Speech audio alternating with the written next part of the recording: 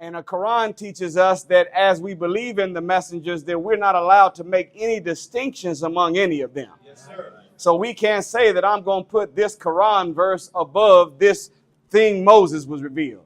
We can't say that I'm going to put what's in the Old Testament above what I found in the New Testament or the Gospel. Yes, right. We believe in all of the scripture that has been revealed, and we attempt to be a follower and a practitioner of everything, whether it's the 10 Commandments, whether it's the laws of Mayat, whether it's the 2 commandments Jesus said, hang all the laws and all the prophets, whether it's the restrictive laws of Islam, the guiding rules of conduct, or the Sharia law of the Eastern world, whatever law of God that has been put in the atmosphere as FOI and MGT, we try to follow all of that.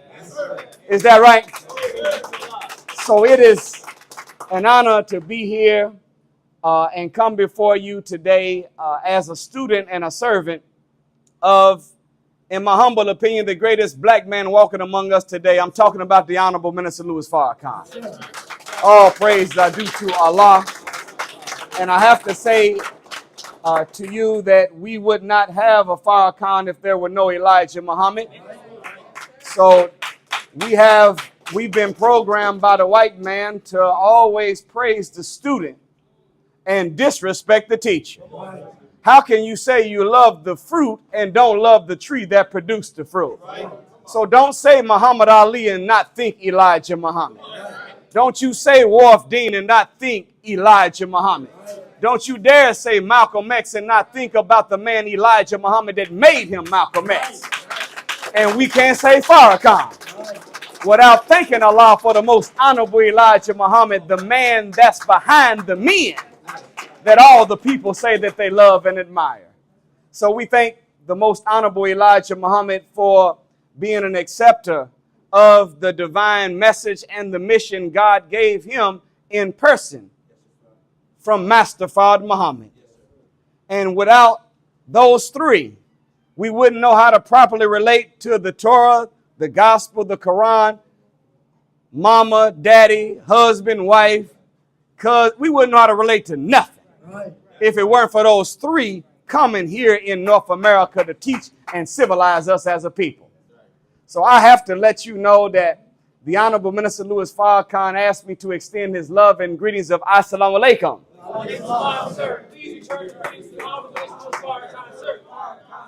We will do just that. Thank you, thank you. And if anybody looked at us and thought something was wrong with us for what we just did, no, ain't nothing wrong with us.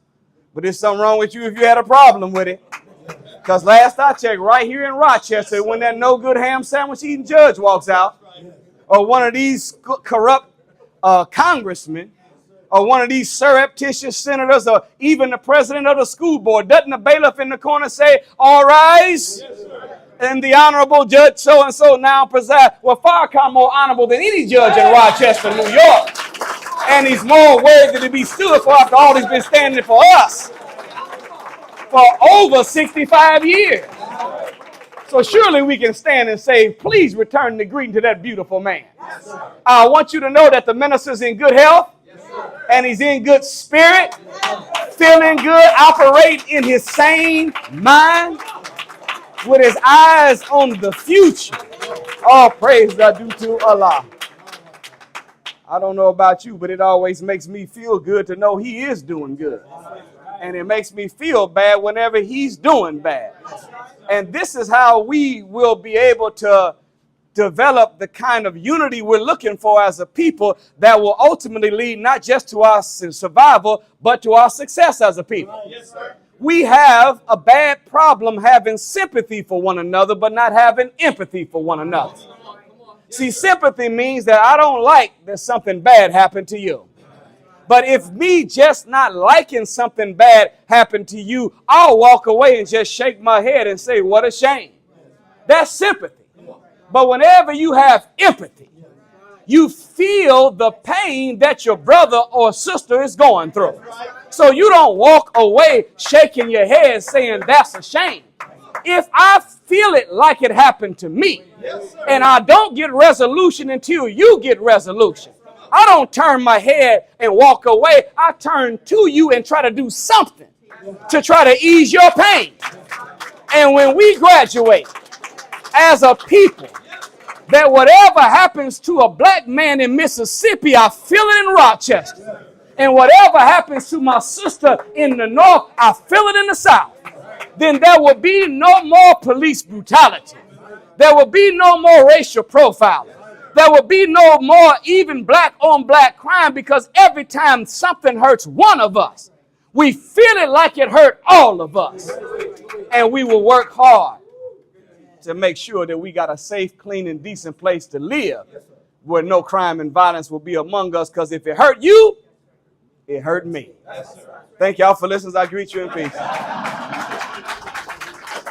Well, that's all we needed. Milk that and we good. But I am honored to be here, not just to be in the city of Rochester, but to be able to have an opportunity to soldier with one of the greatest representatives we have for Islam here in the West, your brother and my brother, your student minister, Kenneth Muhammad. Let's give our brother a round of applause.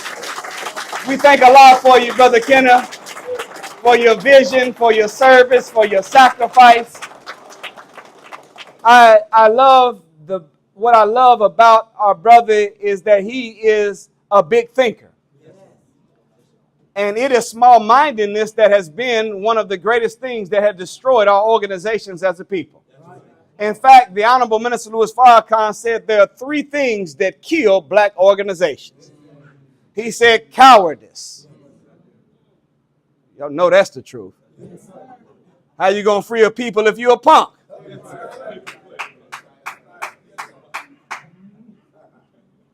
Maya Angelou said this. She said that I don't care what characteristic, attribute, or gift you have. If you don't have courage to go with it, you have wasted the gift. What good is it for you to have knowledge if you're too scared to teach it? What good is it for you to have money if you're too scared to invest it in the rise of your people? What good is it for you to have power if you won't use it for good and use it for God? So everything we have, it has to be multiplied by courage. Otherwise, the gift will be wasted. He said the second thing that destroys organizations is arrogance. Talk about it. See, it is only whenever the enemy can find someone in leadership among us that cares more about their personal benefit than they do about the good of the whole. Every movie that you've ever watched, every war story that you've ever read, every civilization that you've ever seen broke, every tribal organization that has been uprooted and eliminated, you always find that the exterior enemy finds someone in leadership among the group. And all they do is say, look, I will give you personally this amount of such and such if you sell out the group. Yes, sir. Is that right? Yes, sir. That's where snitches come from. Yes, sir. Am I telling the truth? Yes, sir. Yes, it is. Yes. And snitches get stitches. Where I'm from. You know, I'm just saying that's what they said. But all the enemy has to do is come to an African country, a struggling African country that has resources under their feet. And they'll come to the president or the prime minister and pull them into a meeting and say, I tell you what, let us get your gold. Let us get access to your rubber. Let us get access to your oil. And what we'll do is we'll cut you in this amount of millions of dollars for yourself. And the leader will, out of their arrogance, loving self more than the whole, they will compromise and destroy that group, organization, or that nation. And he said the third thing that kills our black organizations is small-mindedness. Y'all know that's the truth. We have a mentality where we only think that it's our group or nothing. Ain't nobody gonna be saved except for Church of God in Christ. You can't, ain't nobody going to heaven if you're not a part of my denomination. I got news for you. God is bigger than your church. God is bigger than your mosque. God is bigger than your denomination. Watch this. God is bigger than religion. God is so great that he is not a petty God. You can call him Yahweh. You can call him Amen. You can call him Lord. You can call him Father. You can call him Elohim. You can call him Shadrach. You can call him Abed. Whatever the hell you want to call him. And he will answer the prayers as long as the one that asks for the God's help asks with a sincere heart. But small-mindedness has us thinking that if you don't go to my church, you're going to hell. Well, there's plenty of people in your church that are already in hell. But I'll leave it alone. Unity. Unity.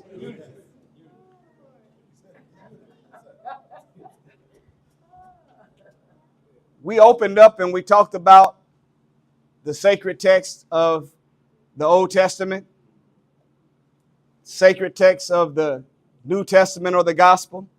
What was the other one? Sacred text of the? Say it louder. Y'all said it right. Holy Quran, right? Well, y'all ain't paying no attention.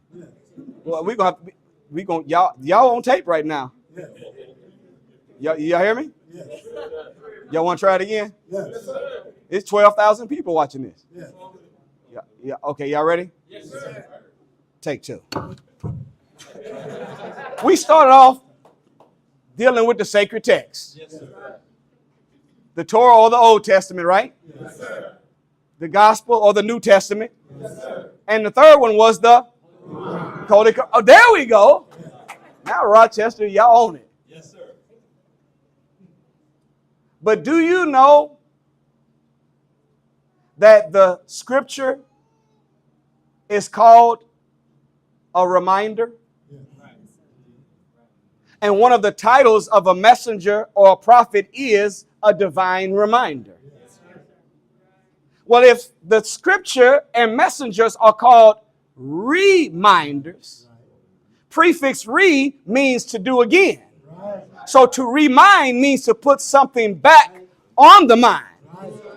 So if you're putting something back on the mind, whatever you're putting back on the mind used to be in the mind. So when you read the Bible or the Holy Quran or hear the teaching of a messenger, they are really just putting back on our mind what used to be on our mind. So there was a time that there were no messengers. There was a time that there were no prophets. There was a time that there was no need for a sacred text or a revelation to be put on a piece of paper. We knew how to study the environment. We knew how to tune in on the creation and unpack the principles and the laws that govern creation to learn the wisdom of God. There was a time that we could listen to the God within. Y'all not hearing me. Do you know that every messenger of God that has been put on the earth was only placed because we stopped listening to the messenger of God in the earth? And there's a difference between on and in. Is that right? On means on top of a surface. But in means underneath the surface. Do you know that the earth and man are of the same makeup? Only 80 of y'all agree with that. Okay, if you don't believe me, let me ask you this. Why come whenever you go to a cemetery at the burial, why does the minister say ashes to ashes? And dust to what? Look at this. From the earth we came. And to the earth we return. Well, how can you come from and return to unless you have the same makeup as? And if you go and dig up the remains of someone that has been buried for a significant amount of time, they're no longer there. They have been recycled. Yes, they have. They became one back with the earth that they came from. Did you know that the molecular structure of the rock of the earth matches the bone of man? The molecular structure of the vegetation of the planet matches the molecular structure of the flesh of a human being. In fact, if you took a leaf off a branch and put it next to your hand, you'll see that the leaf and the hand look almost exactly alike. You've got lines going through your hand and there's lines going through the leaf. Is that right? Notice that the hands are at the end of the arms and the leaves are at the end of the branches. You got a trunk on a tree and a torso on a human being. Is that right? A seed that is round is put in the earth, shoots up the trunk, sends out the branches, and the leaves are connected to. So it is with the head of a human being turned made upside down. The head of a man is like the seed of a tree. It is where all things come from. It comes from here. But if you were to put the head underneath the ground, you would have the man as the torso, trunk, and his arms and legs would be the branches. And from these hands comes the fruit of our labor. Like from those branches come the fruit of the tree.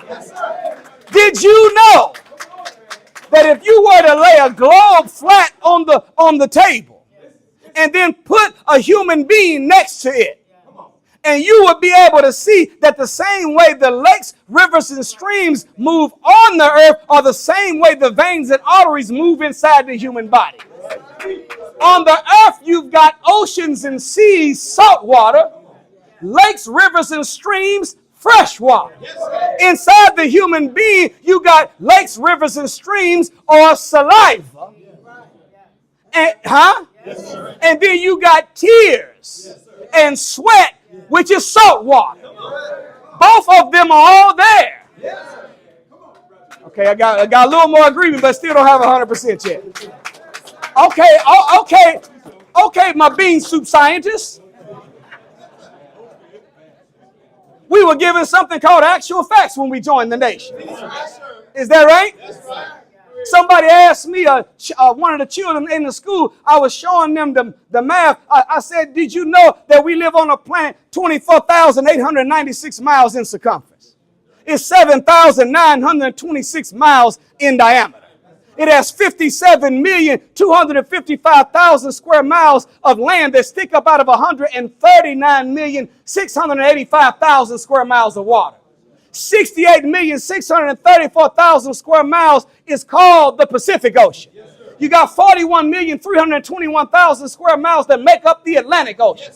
Then you got 29,430,000 square miles of the Indian Ocean, and then 1 million square miles of lakes and rivers. You got 1,910,000 square miles of islands, 4,861,000 square miles of desert. And the earth weighs 6 sextillion tons. That's the number 6 followed by 21 zeros. And with that much land, water, and weight, it travels and makes one day every 23 hours, 56 minutes, and 46 seconds because it's rotating on its axis at 1,037 1/3 miles per hour. And the young brother, all praise is due to Allah. The young brother, we got to the Q&A. Brother Saeed, he said, how did you learn all that? I said, I learned it when I joined the nation. But then, look, better question. Why did you learn all that? Do you know the Most Honorable Elijah Muhammad said, when you want to know something, you ask the who, the what, the when, and the where, and maybe even how. But when you want to understand something, you got to ask why. I'm just going to put this in the atmosphere. Your why power gives you your willpower.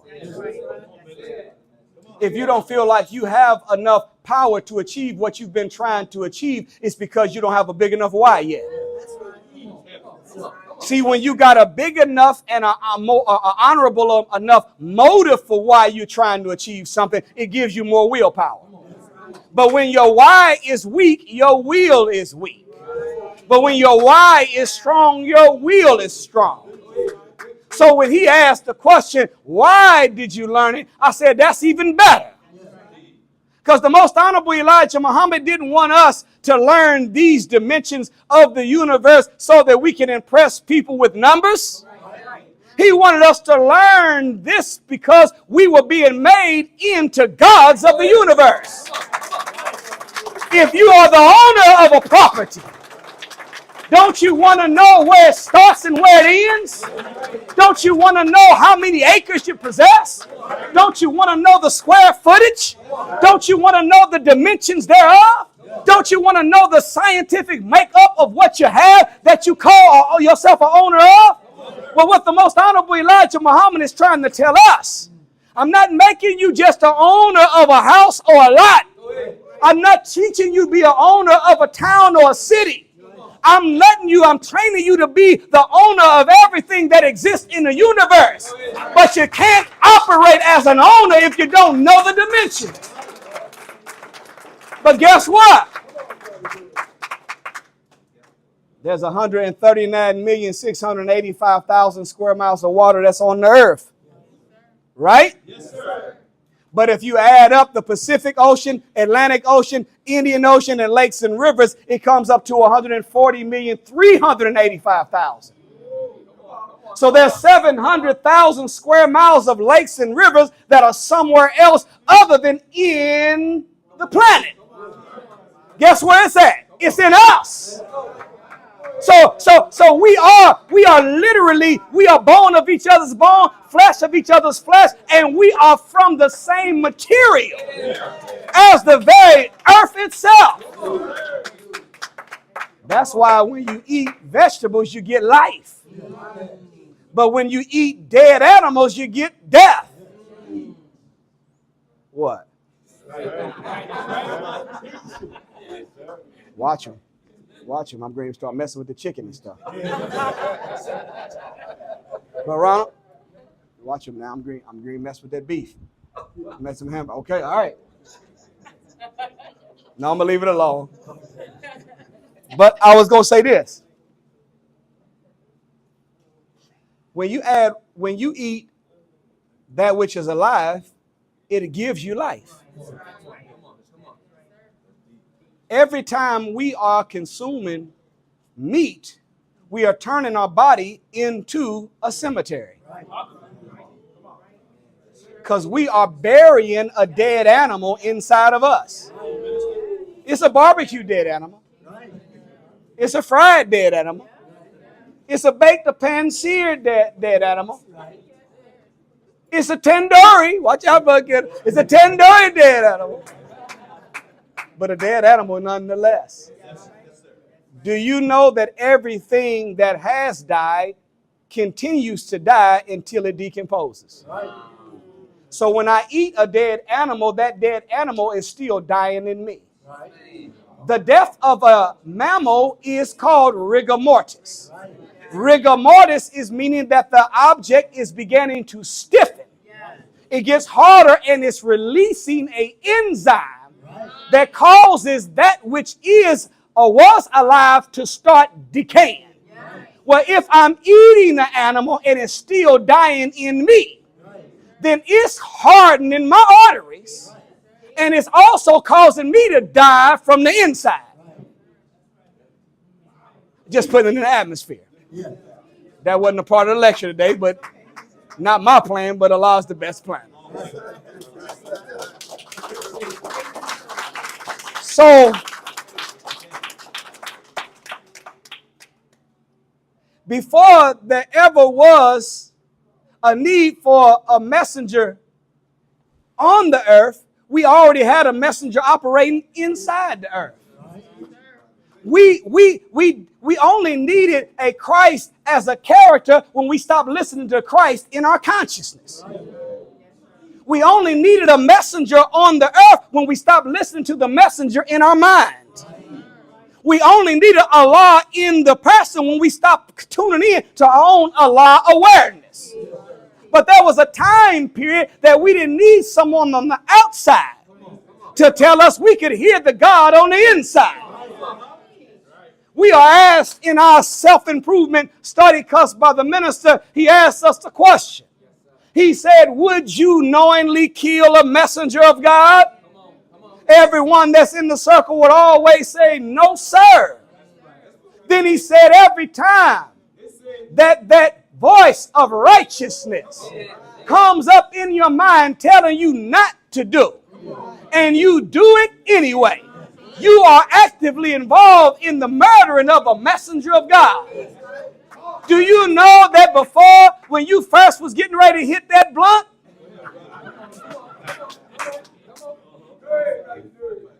while your partner was putting his spit all on it,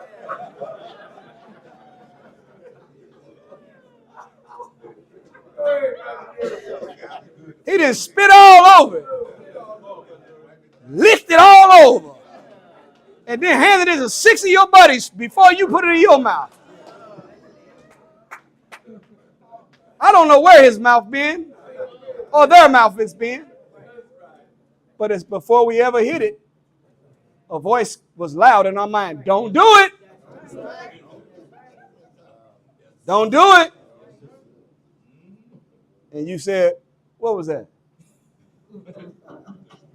And you said, hey, I ain't messing with it. And then here come, not Prophet Muhammad, but Pookie. What? Man, come on, man. Stop being soft. Hit that. Come on. And you said, okay. And then you hit it. And then what? Another messenger came called cough.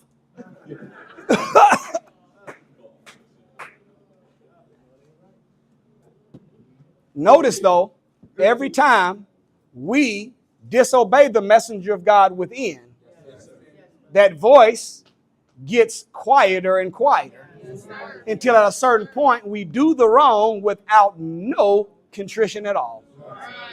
We don't even hear the voice anymore. What does that mean? We've killed the messenger of God that was attached to the blunt. First time we decided we were going to fornicate, it was a voice. Don't do it. But as we became repeat offenders of it, we don't hear the voice anymore. So that messenger of God has been killed. So whenever people began to disobey the messenger in the mind, the Allah in the awareness, and the Christ in the consciousness, then the God had to put a Muhammad on the earth and a Christ as a character and Allah in a person. Because we weren't tuned in no more. I was reading something this morning that messed me up. The minister said this. He said, I don't read books. I read creation.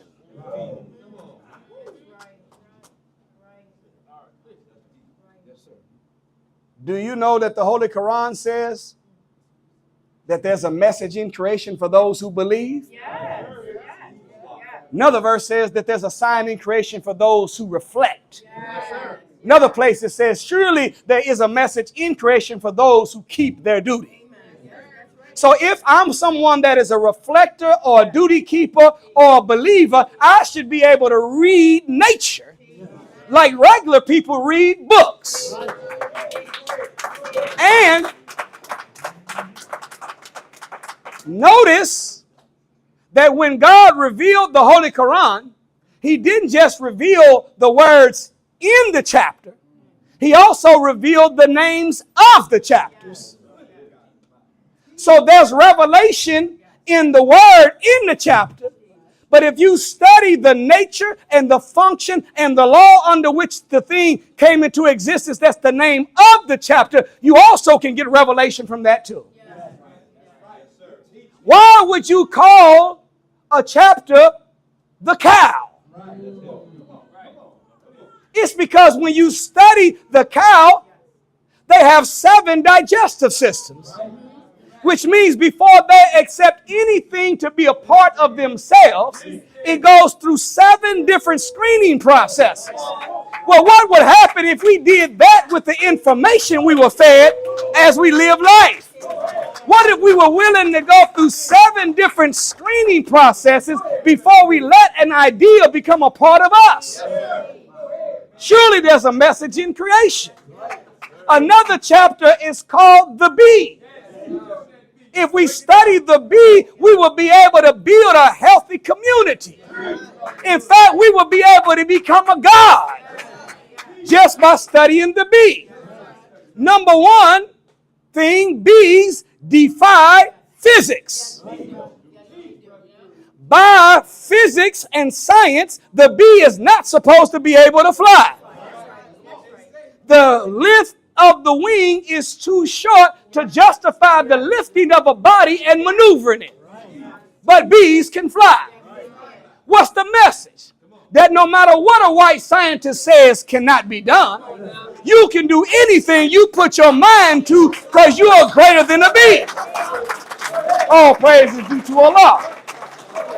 And then when you look at a bee, see, bees land on flowers of all different shades from all different environments. But they extract the best from each flower. They take the best from different flowers of different hues, colors, and in different environments, and they bring it into within themselves and marry with the best within themselves. And then they take a mixture of the best they got from other flowers, multiplied by the best in self, and put it back in the form of honey. And everybody that eats the honey gets energy, nutrients, and healing properties from it. Well, what if we operated like that with each other? What if every time we landed on our brother or our sister, no matter what neighborhood they came from, no matter how old or young they are, no matter what religion they claim, no matter whether they are light or dark, male or female, no matter whether they're from the hood or from the suburbs, and we just took the best from each brother and sister and put it together with the best in ourselves and formed honey for our sons and our daughters and honey for everybody we want to affect, then our children and everybody we contacted will get from us healing, energy, and nutrients to sustain life. We should be like the bee. There's a message in creation. There's another chapter called the spider. Yes, it is. The spider is a good way to study the enemy. Huh? Oh, yeah, they got the most effective trap house. Huh? Spider web is a trap house. But if you study the way a spider operates in the world, it's the same way our enemy is operated with us. In fact, the white man was even trying to tell us that he is a spider. Have you ever heard the saying that money talks? Well, when you get a chance, look at money, and there's something common among all dollars. Whether it's a 1, 5, a 10, a 20, 50, or 100. And that is, well, a few things common. All of them 6 inches long. Count the number. Y'all, come on now. But you'll notice that whether it's a 1, a 5, a 10. Okay, I got a 5. Oh, a 10 too.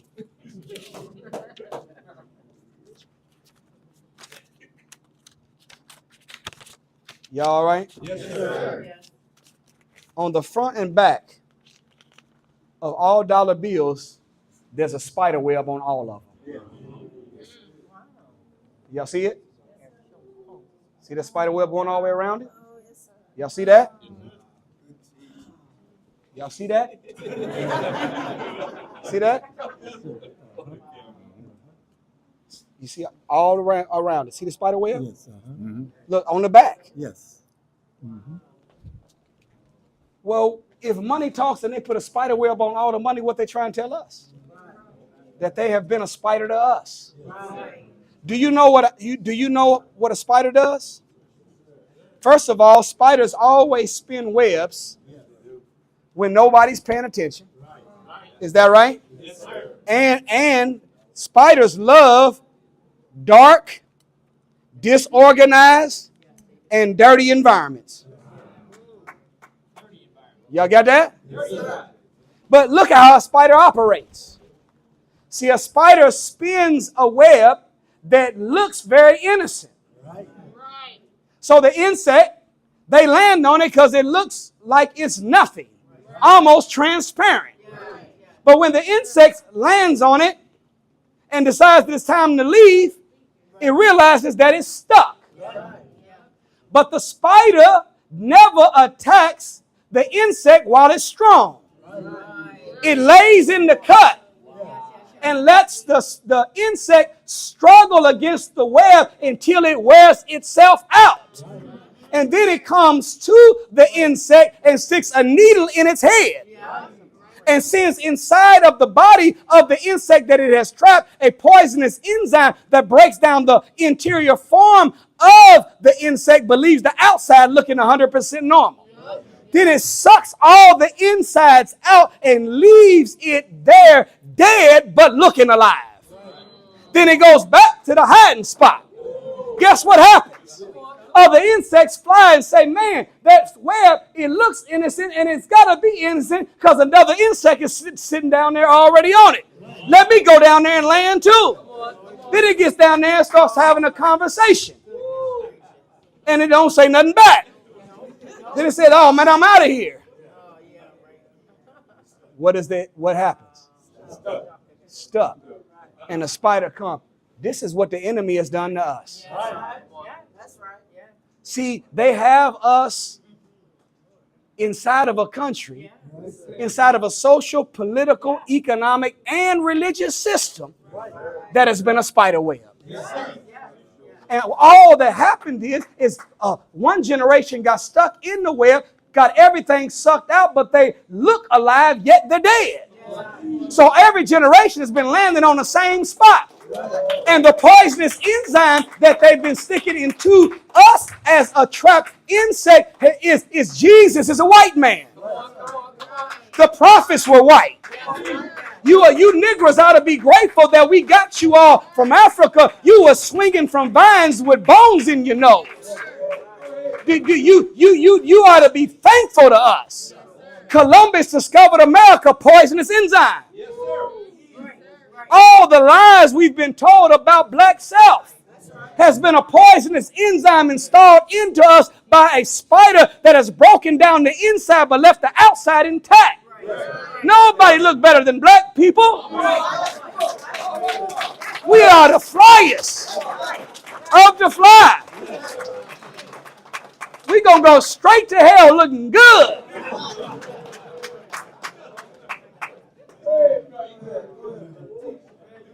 World going in, but we're going to have on some fresh Jordans.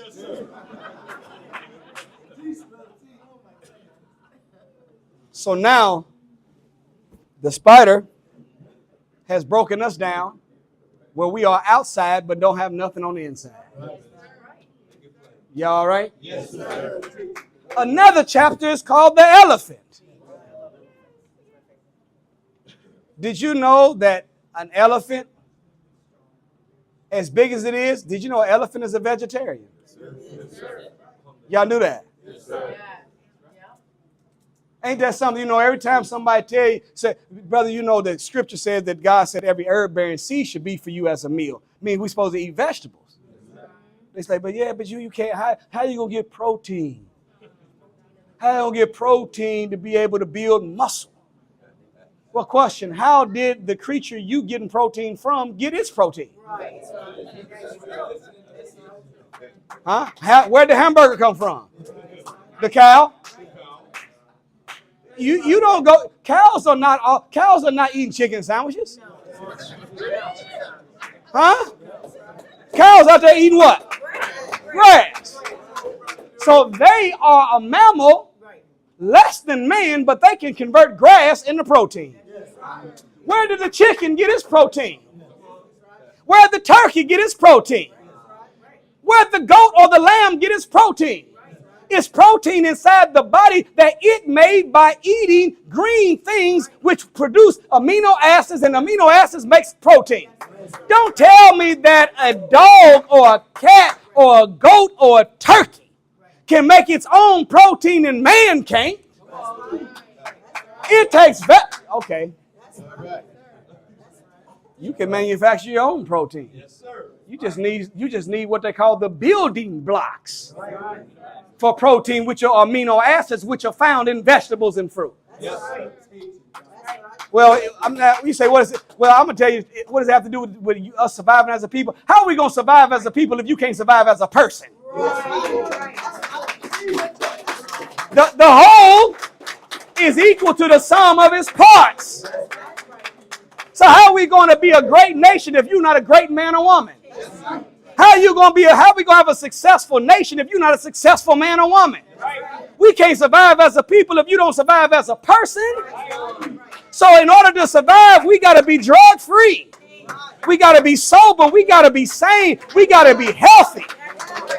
Or we won't survive. All praise is due to Allah.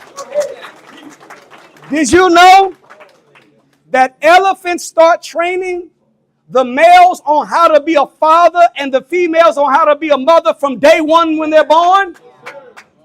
In fact, we're the only species of creatures on the earth that wait until we get to adulthood to start learning how to be a father, a mother, or a husband or a wife. Every creature, animal and insect, begins to train its young on how to be the adult version of itself as soon as it's born. Only 3 of y'all agree with me. Okay, go home and watch it if you haven't seen it before. Have you ever seen horses and giraffes born? Have you ever seen goat or lambs born? Whenever they hit the ground, goats don't have no strollers. Huh? You ever seen them with a stroller? Bassinet? Rock the baby? Nuh-uh. Get up, get going. You watch the Discovery Channel, Message and Curation. That's right. Lion born. Mama train them a little bit for a couple of days. After that, look, hey, the coyotes is coming, the hyenas is coming. You better run. I ain't carrying you. Better. How do birds operate? Do you know they'll feed the baby for 2 weeks? They'll come back, bring a worm for 2 weeks. After that, fly or die. Y'all been in here. Have y'all not been observing me? See what I'm doing with these things, right? Called wings. Y'all got some. I ain't gonna keep on feeding y'all. Y'all better get on out there and do something. But we are the only creatures that wait until it's time to start becoming a husband or wife to start learning how to become one. No wonder we're not doing so good at it. I don't know about y'all, but let me ask you, how many of you played sports when you were younger? Raise your hand. Man, almost everybody, brothers and sisters. Did your coach ever say to you that proper preparation prevents a poor performance? Yeah. And that they will tell you, they'll blow the whistle. All this half behind stuff, that don't work. You got to practice like you intend to play. Is that right? They expect you to go hard. What about in parenting?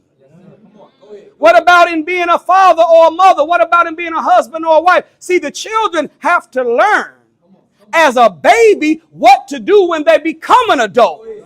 So when they get to adulthood, they have the proper preparation that will prevent a poor performance. Does this make sense? There's a message in creation. You say, yeah, but I ain't no Muslim. Y'all, that's that Quran that y'all talking. Well, what about the Bible? What does it say about creation? Solomon, who's considered to be the wisest man in the Bible, whenever his students came to him as the wisest man and asked, Master, how could we be made as wise as you? What should we study? He didn't point them to the hieroglyphics in the pyramids. He didn't even point them to a book in any library. Look what he told them in Proverbs 6, verse 6. Yes, sir. I can read it for you. It's right here. Proverbs 6, verse 6, it says, study the ant, thou Negro. Learn what? That's what it says. Study. No, this is not the King James version. This is LeBron James translation. But it's very true now. Solomon, he said, look, study the ant, thou sluggard, learn of her ways and become wise. Look at this. Which having no leader or overseer, provideth food for itself in the summer and the winter, and wants for nothing. Yes, sir. Who's going to be the next leader? Who's going to be the next leader? Who's going to lead us? See, we need a leader. Why do you need a leader if God is in you? Go ahead.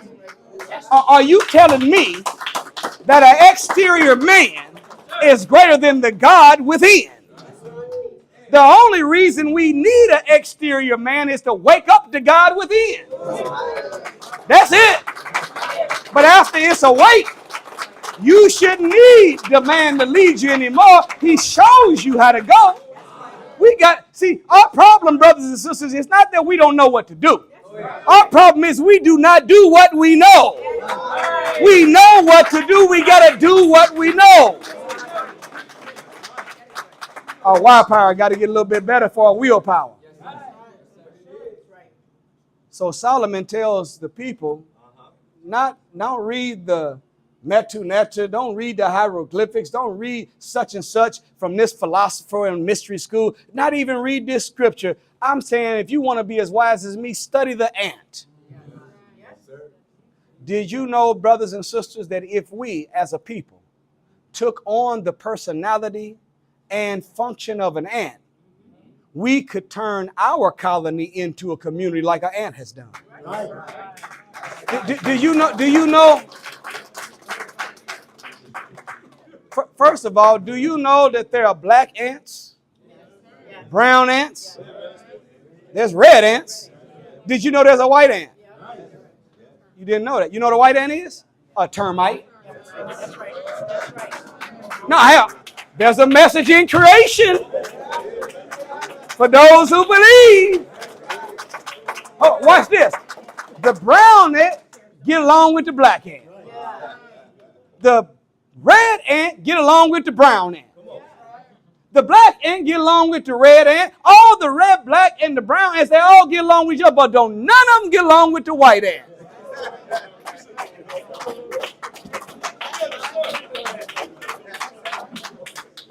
A brown ant colony, red ant colony, brown ant colony does fine unless they allow a white ant to come among them. Soon as they start integrating with white people, let a white ant come to the colony. See, the white ant is a termite. Termites are always hiding behind the structure in secret location, but they're eating away at the stability of the thing that supports the structure. You don't even realize it until a little pressure is placed in a location. Next thing you know, the whole wall crumbles. That's how white people have been to us. Every agenda, every organization, every program we've tried to do, they've always been behind the scenes, eating away at the structure and weakening every program we've ever tried to do. We need to be like the black, brown, and the red ant. Let's work with each other, but to hell with the white ant. Message in creation for those who believe. Have you ever accidentally kicked over an ant mound? Or accidentally on purpose did it? And when you kick over an ant mound, they do what? Look, I'm gonna tell you the honest truth. I was getting in a vehicle one day, and I accidentally kicked over the mound and wasn't thinking nothing of it. Got in the vehicle.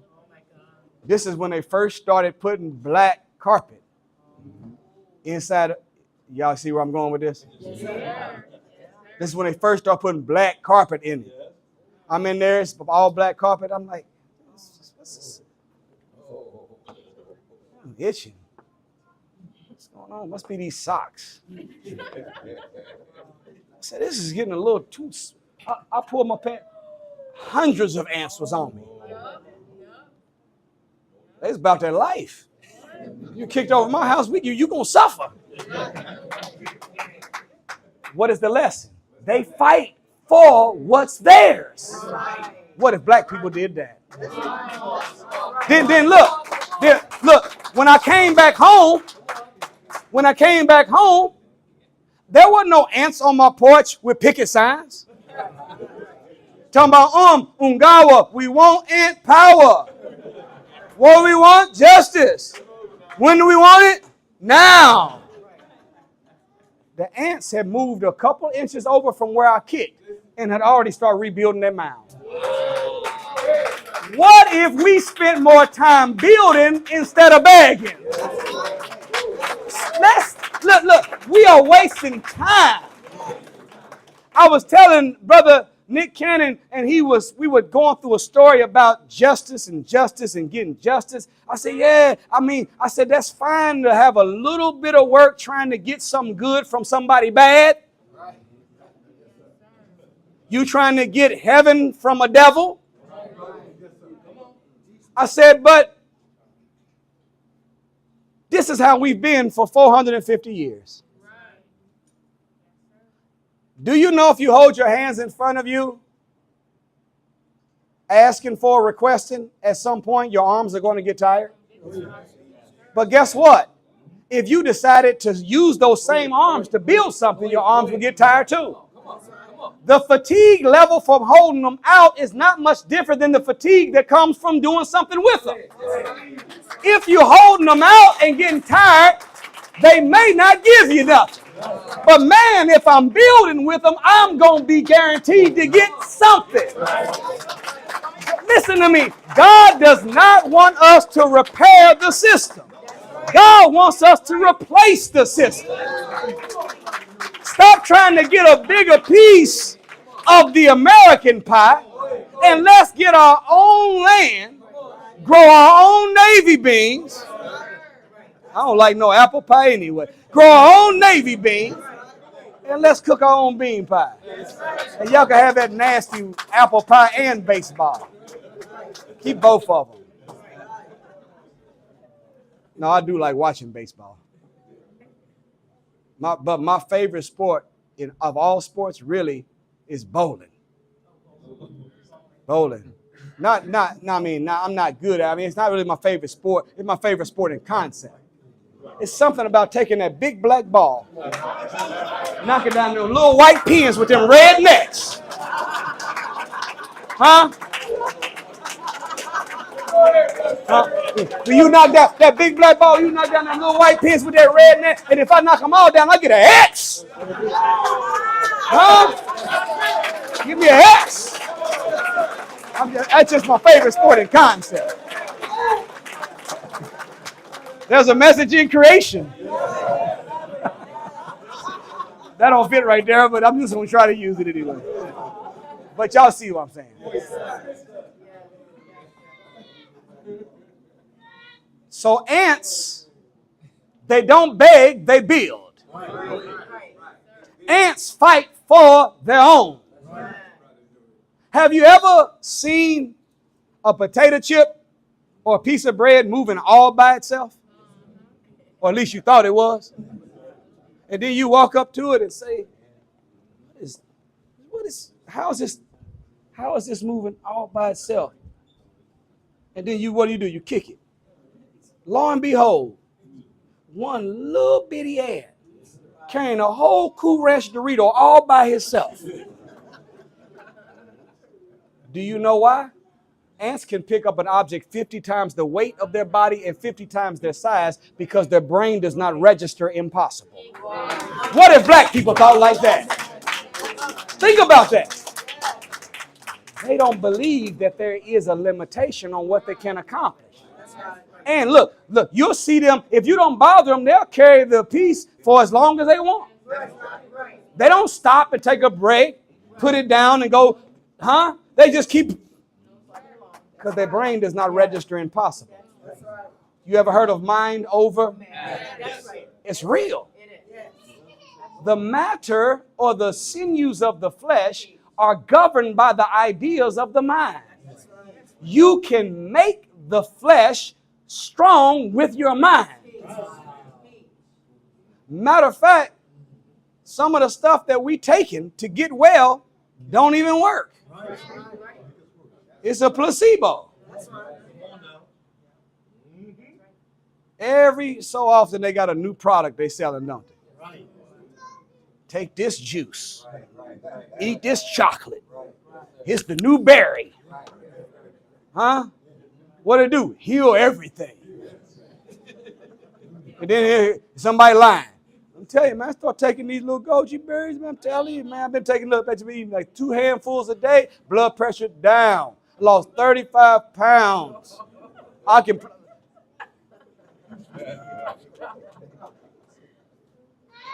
Do you know that the majority of the power that's in a pill is in your will? And the majority of power you think is found in the herb is really inside your head. You really are able to heal yourself. It wasn't the medicine or the herb or the drink or the berry, or it wasn't that gave you the healing power. It was your mind believing that it would.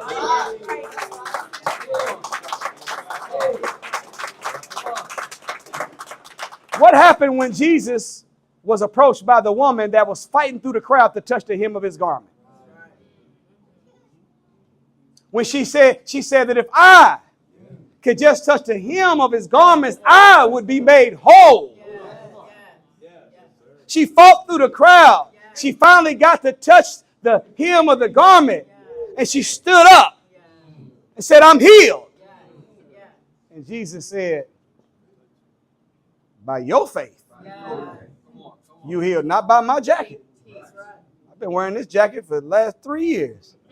It barely keep me warm. That's the remix. It's a remix. She thought by touching the hem of his garment, she was going to be healed, so she was. So he didn't say, woman, go forth and tell everyone to come and touch my jacket. He said, oh, man, before you leave, I want you to be clear on something. It wasn't my jacket. Matter of fact, it wasn't even me. By your faith, you were healed. See, how much faith do you have? You can breathe air and do the same thing. That's how powerful the mind is. But it has to operate free of doubt in the power of the God, supreme being, and the God in you to do what you're asking it to do.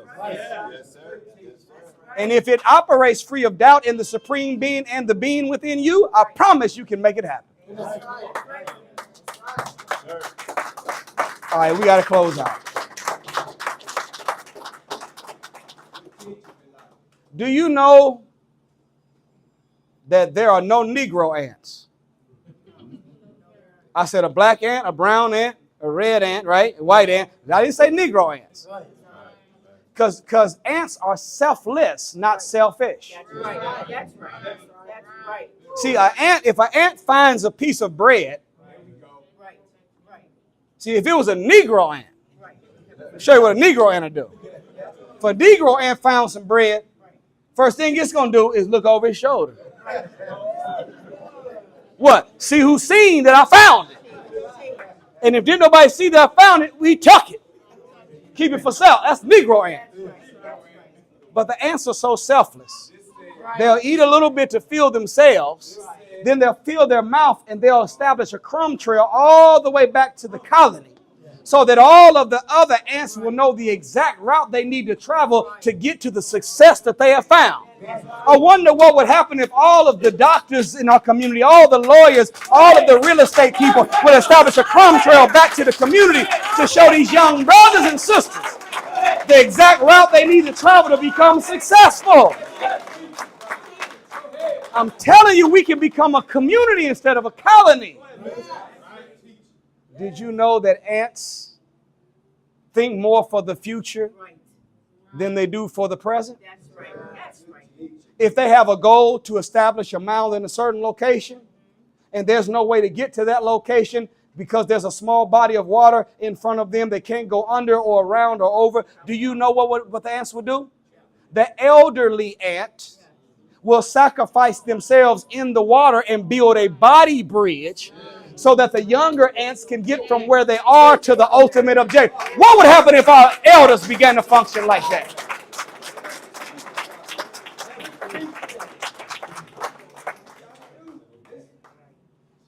A few years ago in Charleston, South Carolina, there was a great flood as a result of them disrespecting the minister. That's right. Y'all can go Google it. I ain't got time to prove it. But I want you to understand that the Honorable Minister Louis Farrakhan is not some regular preacher. That's right. He's not some organizational leader. That's right. No. You cannot say Jesse Jackson, Al Sharpton, and Louis Farrakhan. That's right. You know, when you say Farrakhan, you got to say the Moses, the Aaron, the Job, the Jesus, Elijah, Muhammad. You got to put him in the line of divine. And you'll know it's true because look at how the Supreme Being responds on his behalf when he's offended. I was asked to go to Charleston after the Charleston 9 were killed. You remember that? Yes, sir. Dylan Roof went and killed them while they were praying. This is why it's a waste of time to beg for something. We get killed for doing anything. Tamir Rice got killed for playing. Think about that. Freddie Gray got killed for running.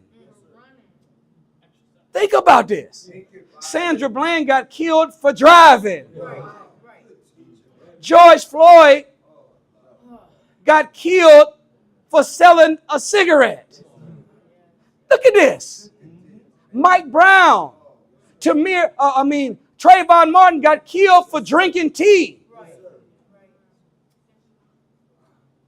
And here you have 9 people got killed for praying. You can't play or pray. So I was there. The minister asked me to go to try to meet with the church leaders and the city officials because he wanted to come and speak. And they all was with it. They all backed out at the last minute after they said they was with it. And the people we were talking to were personally so excited about it that one of them was breaking down in tears, excited about what was going to be an opportunity for her to meet somebody that changed her life. Next day, we called the same numbers. None of them pick up the phone. They denied him coming in. What happens? Flood hits. The newscaster, don't look at them, y'all. So if y'all going to talk, y'all got to be out the way because everybody's looking at y'all instead of listening to me. Are y'all all right? Yes, sir. Okay, stay this way. Whatever they're doing is important, but not this important. That's right. So, what was I saying? But the flood. Flood.